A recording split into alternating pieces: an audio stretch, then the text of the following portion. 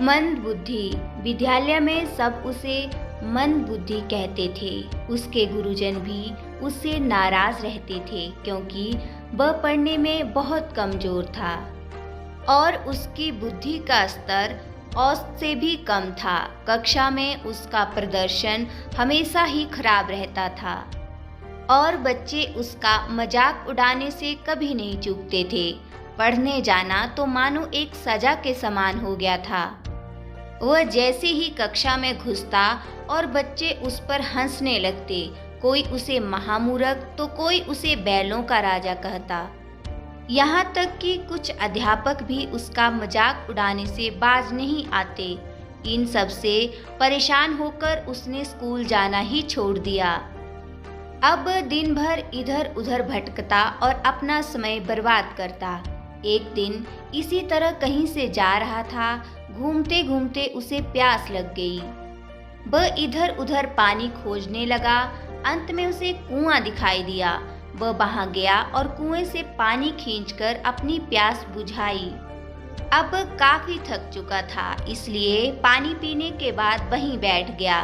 तभी उसकी नजर पत्थर पर पड़े उस निशान पर गई जिस पर बार बार कुएं से पानी खींचने की वजह से रस्सी का निशान बन गया था। वह मन ही मन सोचने लगा कि जब बार बार पानी खींचने से इतने कठोर पत्थर पर भी रस्सी का निशान पड़ सकता है, तो लगातार मेहनत करने से मुझे भी विद्या आ सकती है। उसने ये बात मन में बैठा ली और फिर से विद्यालय जाना शुरू कर दिया। कुछ दिन तक लोग उसी तरह उसका मजाक उड़ाते रहे, पर धीरे धीरे उसकी लगन देखकर अध्यापकों ने भी उसे सहयोग करना शुरू कर दिया। उसने मन लगाकर अथक परिश्रम किया।